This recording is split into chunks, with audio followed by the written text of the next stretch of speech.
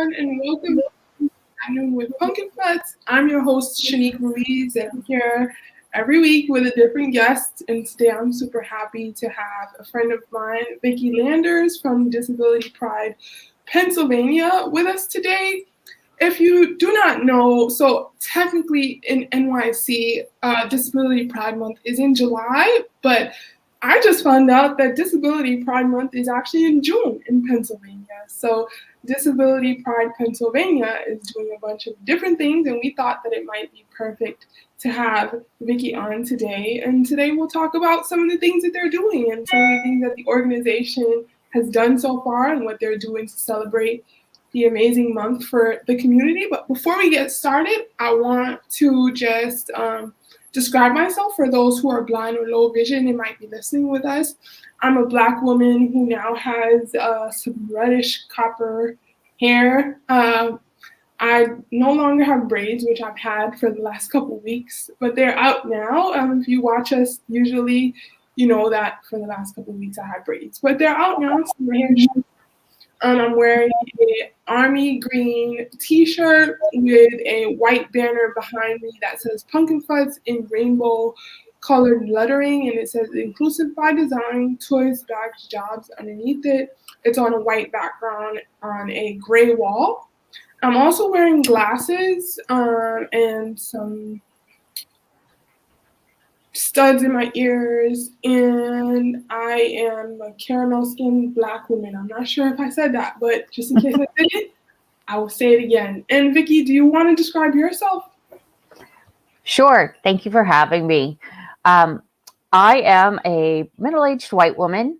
I have short lavender hair with purple glasses. I have headphones on that cover my ears. I have a black tank top on today.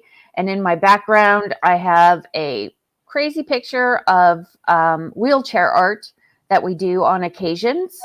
And then on the other side is a little bit of crazy. I love Halloween, so there's always some Halloween in my house. Thank you.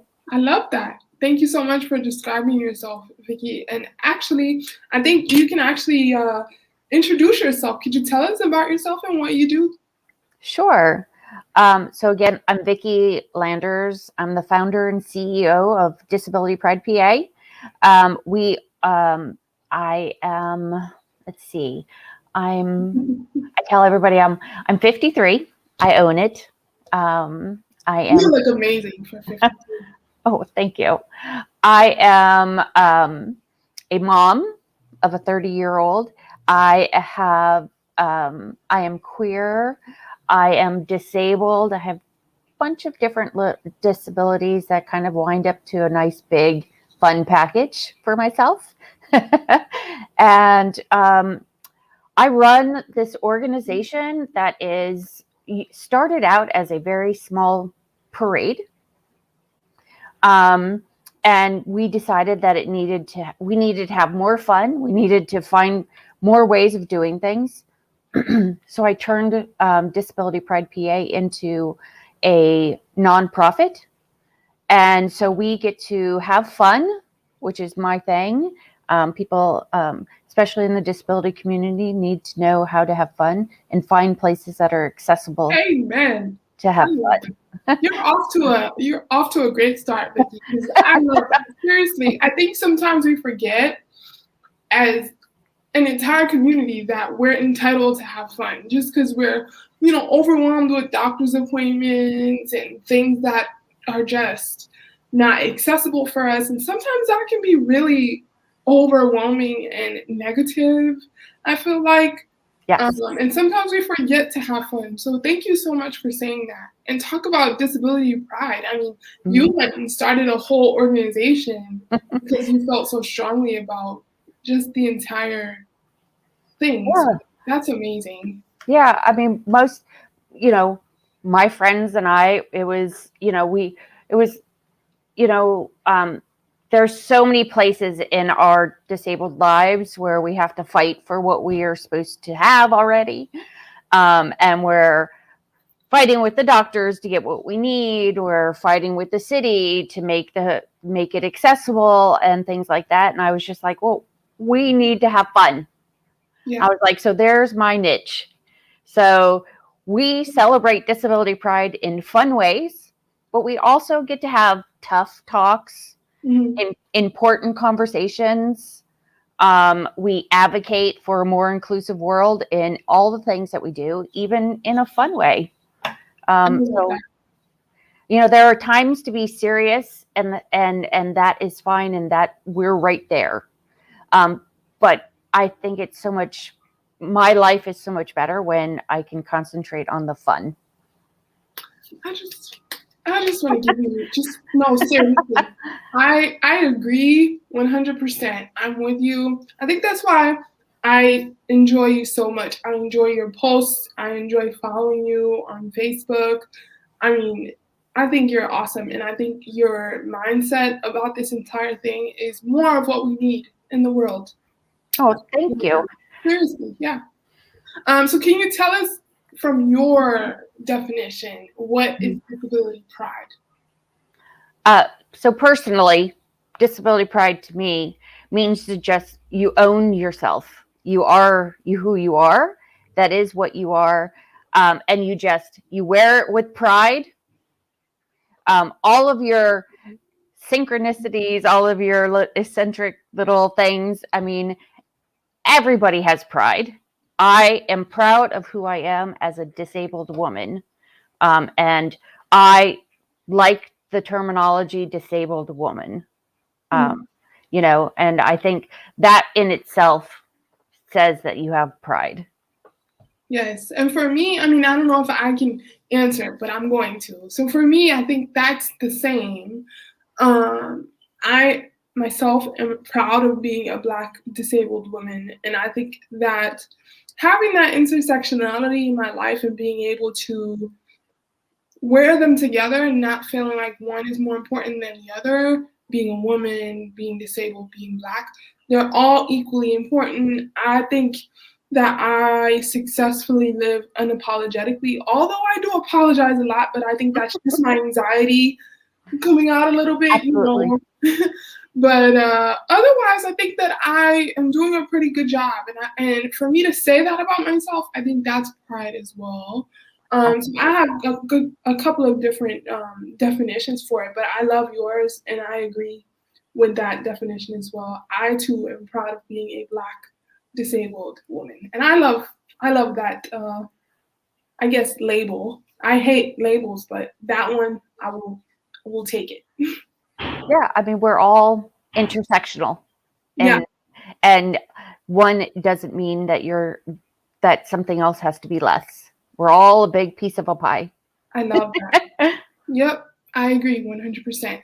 And Robin, hi Robin, thank you for being here. Every week she's here showing us support. I appreciate you so much, Robin. She said, eccentricity makes us all interesting and full of pride. I agree. Absolutely. Absolutely. Thank you, Robin. And when did Disability Pride Pennsylvania begin, and why? I mean, you went into a little bit of why it started, but when? So Disability Pride Philadelphia started as a parade. It was actually a concept that came up with Liberty Resources, which is the Philadelphia CIL, Center for Independent Living. My mentor, Ellen Holdsworth, and then also the National Constitution Center. They started this in 2012 as a celebration of the National Constitution Center receiving the Justin Dart wheelchair to put on display, which still is on display, and we celebrate every year. And so that's it. That's how it started. And at that point in time, disabled folks were like, well, why aren't we doing this every year? And that's how it started. I mean, it was just like, we're doing this every year. I came in on the second year of Disability Pride, so I was not there at the National Constitution Center when it kicked off.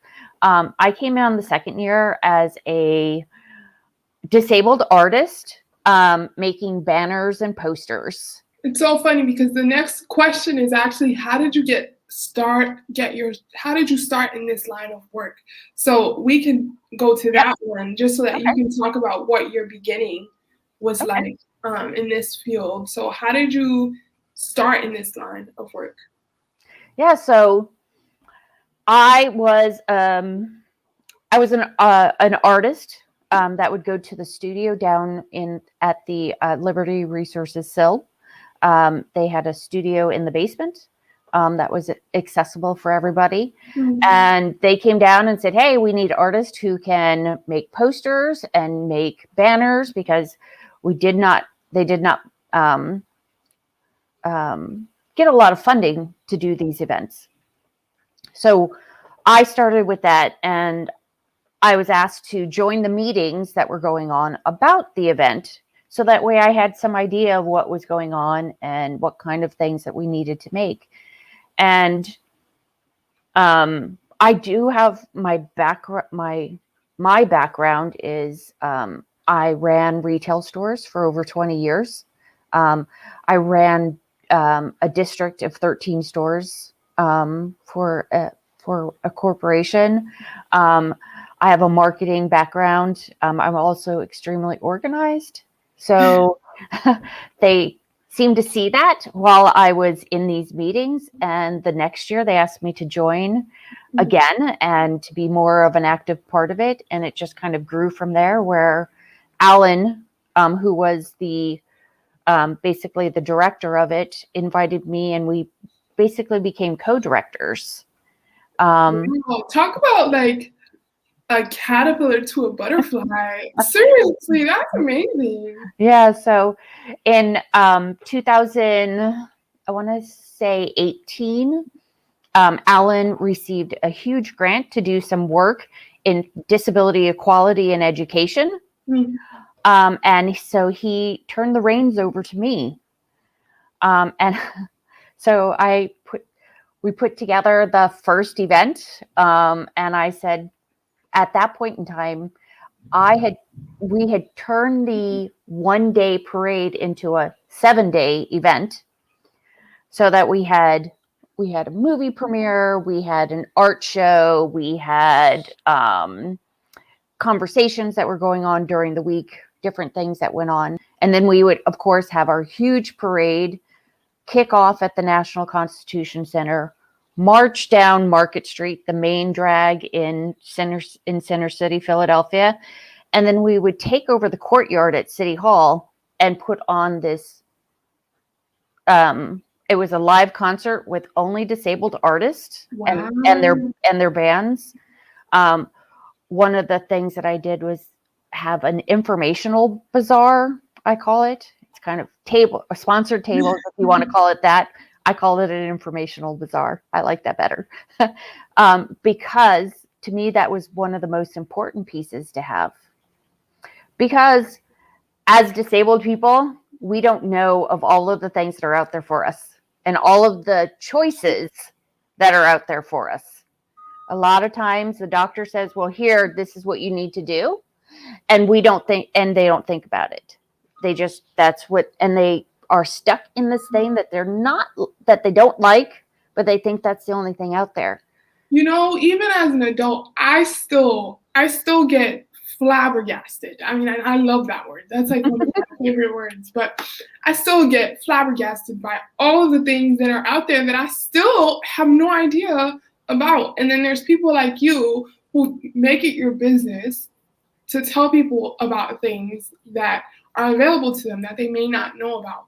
And that's part of the reason why we started this series, is to bring people like you and all the rest of the guests that we've had on so far for the past year and a half, to talk about things like this, because you're 100% right that there are so many things out there specifically for the disability community that they may not even know about. I mean, and there's so many different areas that you can find them in. Some of them are specific to different states and different cities, but even those places are willing to refer different people to different places that they may also know about. It's like one big winding universe of like connections, 6 Right. degrees of separation kind of thing. Absolutely. I try to bring in, I bring in healthcare in different forms because there is not one healthcare. Yeah. And I know that for a fact because I have been through a few of them until I found one that I like. There are home healthcare agencies. There's more than one. If you don't like one, you can move. Yeah. It's one thing that a lot of folks aren't aware of, that they can do that. I also want to bring in, like, one year I brought in, and I'm going to get their name wrong. It's okay. Affects me. This guy that I was introduced to, who has an accessible plane. No way. Yes, right outside of Philadelphia, that you can go out to and you can actually learn to fly. You can take a ride. Wow. That's so exciting. Also, some different sports things that go on. Also, one of the things that my major push is at the moment is vacation. There are a lot of accessible vacations to have. You just need to know where to look for them. Yeah, totally. And so this is a little bit of an unrelated question, but what do you think would help make the world better for you and other disabled individuals? So, well, first and foremost is that in the US, we need to we need to do a lot of things. Yeah, I know. I'm just like, wait. Well, first, okay, so the ADA is 31 years old this year. And we are still fighting for government and, the government officials to actually make people and hold them accountable for what they don't do. That is law. And that is 31 years old. And we need to definitely do some updates to that. But to me, everybody just needs to start thinking about including everyone.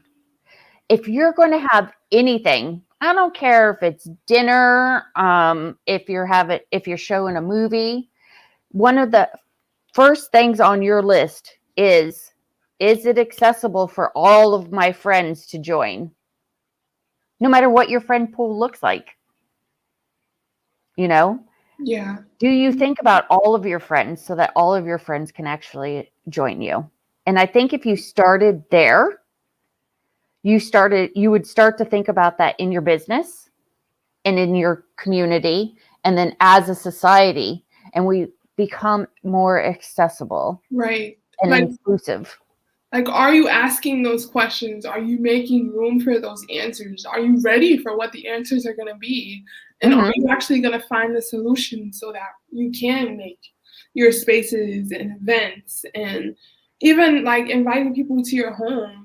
Are you willing to make spaces more accessible for your friend pool? I think that's a great way that people can start to be better. And through the pandemic, I've seen a little bit of it. But when I say a little bit, I'm being generous. So I did that. I mean, I live in Philadelphia, and there's lots of places that I could live. I have privilege because I still can walk.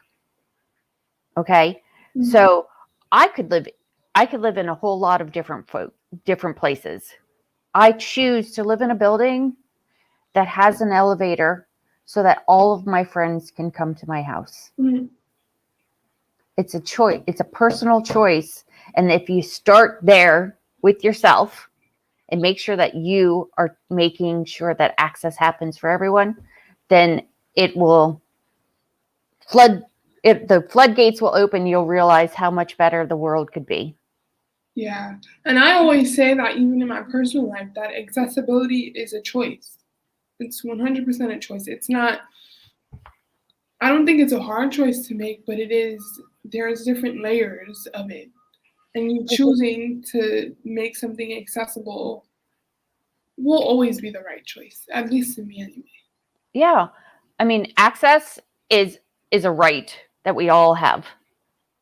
So And yes, it is somebody's choice if they want to be accessible. But why don't you want to be? I mean, I can't, it doesn't even like compute to me that somebody doesn't want to be accessible. Yeah. Like, I don't get it. I mean, some people think that it's too much work to like find all the different. No, it just takes a little more forethought sometimes. Yeah. That's what I do with Disability Pride to make sure that everybody can join us. Yeah. And how do you think that people can show their pride in a new predominantly virtual world? So there's lots of ways. Say I believe that you show pride just by being yourself and being true to yourself and expressing yourself. And then also, I find that if you have pride in yourself, that you are going to advocate for yourself. You then it naturally advocate for somebody else and teach somebody how to be an advocate for themselves. And that's like the beginning of this huge expanse of things that can go on. So you have to, as a disabled person, yes, it is not the job that I want every day is to tell people how to be accessible. Yeah. and Same tell, here. you know, but I feel pride in myself when I do that, because what I'm doing is I'm opening people's minds to make sure that my friends, whether I know them or not, my community has access because I've opened my mouth and I've said something. That's how you can show pride. Even in a virtual world, there are things that you can do. Here in the virtual world, I tell everybody, I don't do an event that doesn't have captions. I won't. I don't do events that don't have interpreting services. Those are just things like somebody asked me to come and do a virtual event. We don't do those. We don't, you have to be able to speak up and tell people, even in a virtual world, you're not being accessible for everybody. It is what it is. Some people may not like it, but. And that's directly connected to, how do you think people can successfully be an ally to you and or other disabled people? This word ally has come up so much now with everything that's going on in the world and through the pandemic. Mm-hmm. What does it mean to you? Like, what does a successful ally mean to you? So I have lots of allies. To me, an ally, if I were to be an ally to somebody, I'm going to open my ears, close my mouth, and listen. I will also raise my hand and ask questions. And I will let that person lead the way that the story should fall, should be told. That to me is how you be an ally. I love that. And I think that's 100% correct. Like, you can't tell someone how to be themselves. And even like some people are vocal about other people's experiences around like a group of people. And that's like the number one thing that you absolutely cannot do. Like, people's stories are theirs to share on their own time. Yes. Yeah, it's happened to me personally a couple times. And I'm sorry to hear that. No, it's okay. But now I know for a fact that my story is mine to tell. And when I'm ready, I should have the right to do that. Right. Yeah. I mean, it is the thing that makes us human is our own personal experiences. Yeah. And it's my experience. It's your experience. It's not our experience. Yep. So. And it's singular from one person to the next. Even if we all identify with the same community, we all have different experiences. Right. I mean, as a disability community, we all have individual voices. And as a person with, for me, I'm one of my disabilities, I am bipolar. I'm very upfront with it. I'm bipolar. But my experience as a bipolar person is much different than the person that sits next to me that has bipolar. Mm. So it's not you should not be telling their story, just yours. I love that, Vicky. So one of the reasons we have you here today is to talk about what Disability Pride Philadelphia is doing for the month of June to celebrate. So what can we expect from Disability Pride Philadelphia for Disability Pride Month? So last year we made a very quick decision during the pandemic that we were going to go virtual. So we thought, well, if we can be virtual, we can include the entire state of PA. Mm-hmm. So we did Disability Pride Virtual PA. So this year I remember. So I was a part of one of the events. Yes, yes, you were. It was amazing. Yeah, I still remember that panel. Yeah. I mean, it was a 30-day event because we were celebrating the 30th anniversary of the ADA. This year, we decided to do a 10-day event right here. It's still virtual, so we are still doing Disability Pride Virtual PA. But being virtual means that I can bring in folks from all over, like yourself. Yeah. And folks from all over can come in and be a part of the events. Our events are open to everybody. We kicked off on Monday with a huge opening ceremonies. We heard from the governor and the senator and disabled advocates and a couple of our sponsors. The National Constitution Center did a really great video on, so everyone would get to feel like they were still getting to see the Justin Dart wheelchair. Mm-hmm. Did a little video on that.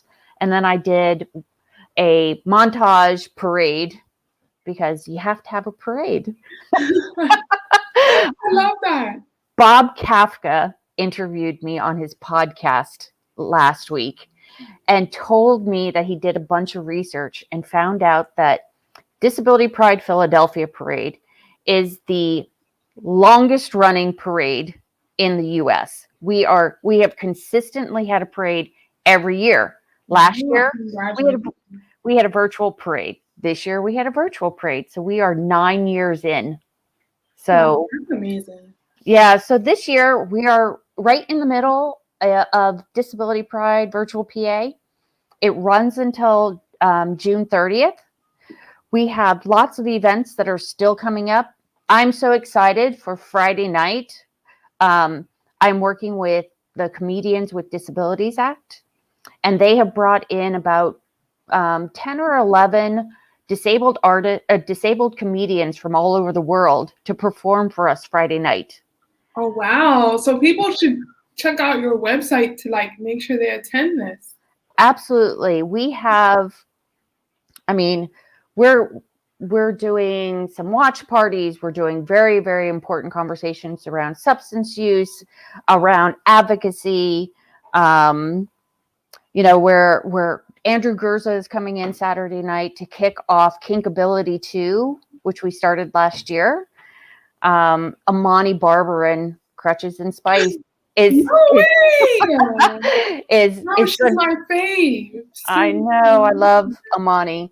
She's coming in Sunday at noon and what we're doing is we're giving her the floor. We're going to let her talk about whatever she wants for an hour, which I just think would be so much fun. I need to go. I will be there because she's such a firecracker and says all the right things all the time. Even if she does, I always like it because she's very honest, and there's nothing wrong with honesty. Yeah. So anybody who wants to join any of the things going on, they can find the list of the events and the links on our website, which is disabilitypridepa.org. You can click on the virtual PA tab and the event calendar will show up and you will be able to run through all of them. Click on an event that you want to go to and the link is there. Amazing. Thank you so much for explaining that, Vicki, because I think the website is awesome and it's easy to find. Like once you go to the website, the calendar is right there to see like all the events, which I think is really great. So yeah, check out their website right here. We'll put it up again at the end. We're not quite at the end yet, but I just wanted to put it up here just so that people can know that things are available now. It's underway. This is what, the third day? Third day. Where right now we're in the middle of it's mindfulness tips for better living. Later on today, I want everybody to come. It's called From Pride to Power Through Education. It's one of the things that I do with my side job because I, of course, have a second job. I actually get to work with Alan Holdsworth again, which is great. So, and I have been able to work for the last little time period on some disability art, which I think is so important. Mm-hmm. That's awesome. And besides Disability Pride Philadelphia Virtual, what other services does the organization offer? So we have, I find that one of the things that we do is we have a monthly concert series. Okay. It's the last Tuesday of every month. We have the second Thursday of the month, we have Let's Talk About Disabled Sex with Izzy Kaufman. Oh, I love Izzy so much. I met Izzy actually on the panel that I did with you, actually. Yes. She is working with our organization full time, which is great. We are a resource. One of the things I tell everybody, I have this huge thing behind me that you can probably see, this filing cabinet. Mm-hmm. And as I find new resources, I put resources in there.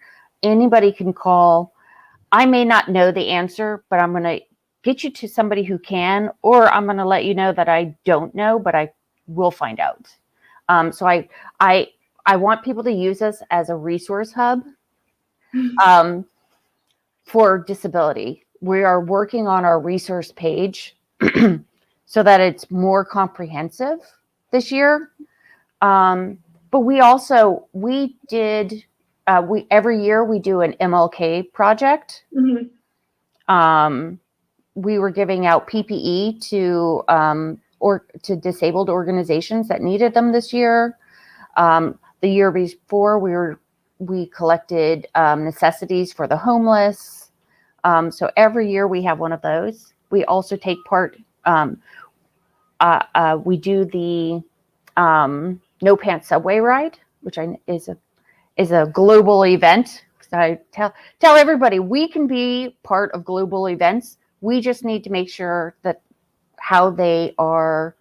we make sure that they are accessible. That's the difference between ours and somebody else's. That's amazing. So, I mean, we do all kinds of different things, and we're just expanding into a whole new realm of health and service, and some arts and education. I just want to say, like, I think everyone, every organization, every company, every person is like a work in progress. So even what you're doing so far, I think is amazing. It's necessary and needed for the community. So yeah, and your comment about being a resource hub to us, I think is amazing. And it definitely reminds me of our CEO, Lisa. So she tries to be that person as well. Like if someone needs something, they can come to her and she most likely has the answer or knows someone who might. At least from my experience. I'm sure she will disagree, but yeah, I mean, it's all you can really do is because folks have so many questions and there's just sometimes people can't find the information, and then sometimes there's just so much information that you're like, I don't know what to do.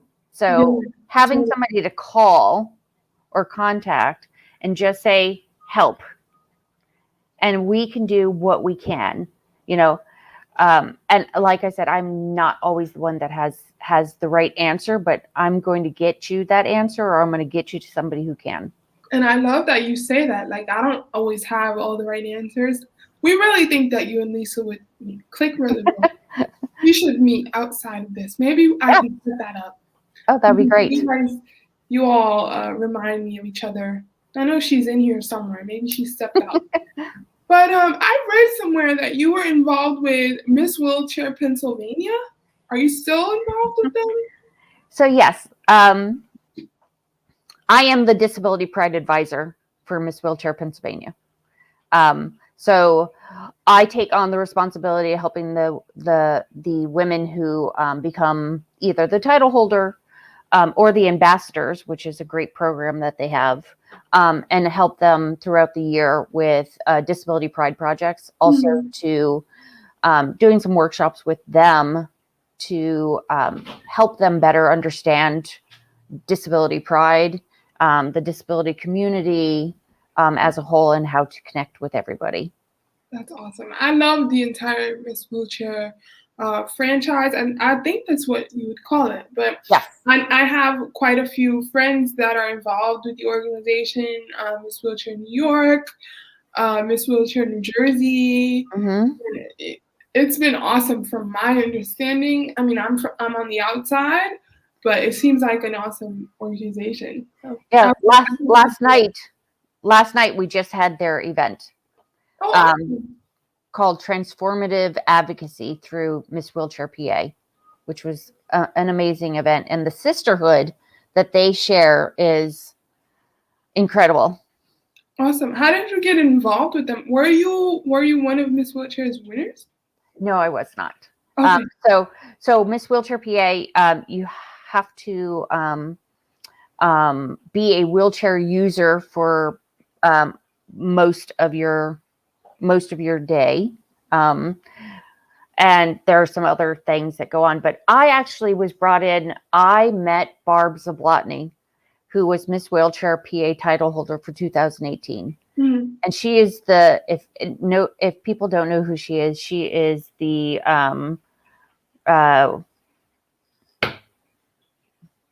wheelchair rolling. Oh my gosh, it just went out of my head.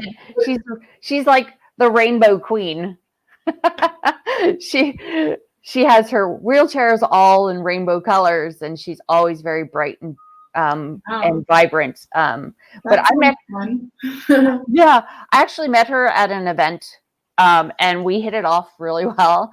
And we kept talking, and we would see each other at other events. I invited her to come to our event here in Philadelphia in 2019. And after that, she asked if I would be a part of it in this way, to be an advisor to the young women. And then last year at their event, they awarded me with the Outstanding Community Leadership Award for my work. Thanks. So I love working with those with the women there. The ambassador program I love. Of course, Jessica Gardner, who's the title holder at the moment, is amazing in her work with service dogs and fraud. I love that. And before we wrap up, I actually want to tell people all of the places where they can find Disability Pride Philadelphia, all of your platforms. And I want you to tell us all the things that you guys have coming up. So I know that there's still quite a few more days to come of the event that you all are doing. Just a whole big event with some events throughout the days. So I would like to get into that. Okay. Before we go on, we have about 4 more minutes or 5. So sure. You can find, of course, on their website everything, but more specifically, I mean, you all are on Facebook, Instagram, right? Yep. Facebook, Instagram, Twitter, Reddit. Pinterest. Pinterest. It's funny because I just gave the information for Twitch, TikTok, to somebody new to try and figure that out for us, because that is not something that I'm 53. It's like that platform just keeps coming up in my life, and I like it. It's like addicting. Once you start watching the videos, then you can't stop. Right. But, yeah. Best of luck to you with that, because it's definitely a platform to get used to. Yes. So I brought in somebody who's young and understands it and is a disabled person, so that they can. I just told them to do what they wanted kind of on it. They know how we feel here at Disability Pride PA. I don't really do a whole lot on TikTok myself, but I do pull anything that Amani does on TikTok. Yeah. And can you tell us a little bit of what we can expect for the rest of Disability Pride Virtual this year? Sure. So we still have today is the third day, so we still have 7 full days of events. We are doing events. Tonight is a watch party. If everybody wants to come to that, it's Lives Worth Living. So it's an older movie about the disability rights movement, but it is an amazing story. And anybody who wants to learn more about disability rights movement should watch this. We're having conversations about mental health and race and amplifying diverse narratives. We're going to do the artist roundtable. It's dealing with the dark days. Using your voice for change. Ableism will change your mind, which I am super excited about. We have events, the Disabled Only Comedy Festival, The Floor is Yours by Andrew Gurza, and then Kinkability, but then also Amani the next morning, and then Faith and Disability on Sunday night. I just think that is going to be an exciting thing to do. We're going to be talking again about the Biden Care Plan and HCBS. Doing a live concert Monday night. Everybody should join us. The House of Edge, which is our house band. Seamus Kelleher, which is a famous singer. He talks a lot about his addiction and through his music. And then the wrap up with Four Wheel City. Oh wow! So I met Four Wheel City in college. So one of my college professors taught them, and they came in to talk to us. They're really awesome. Yes, Namel he is amazing. Him and I have gotten to know each other very well. I'm actually on their board, so that's going to be really exciting. But then we're also going to be talking about there's a really interesting conversation we're going to do. It's called I Want to See, and it is it's a deaf-blind advocacy group, and so it's an amazing way to watch them put on an event. It's so different because it is all in ASL, and then it is voice interpreted for us, which is an amazing way to watch them. You have some really diverse things happening. I mean, a little bit of everything. It's bound to be something for everyone in that lineup that you all have. Lisa said, what a terrific lineup. Yes. I agree. Thank you. I try to let everybody like throw on a whiteboard what you want to do, and then we try to make it happen. I love that. And it seems like you did that. It seems like a melting pot of amazing events that you all are hosting now and that are coming up. So if you want attend them and you want to support the organization, visit disabilitypridepa.org. And thank you so much, Vicki, for being here, for having this conversation with me. You know that I think you're amazing, and I think all that you're doing at Disability Pride PA is awesome, and I would be happy to join you for another event in the future and even have you back at some point here to talk more about what you all are doing. So thank you so much again. Absolutely. And thank you. You know, I love you also. I love the things that you are doing. And I definitely will find some time and figure out how to do something together very soon. I would love that. And good luck with the rest of the virtual Disability Pride Parade, all the events that you all are doing and everything. So good luck with everything. And thank you again. Thank you. I had so much fun. Me too. Bye.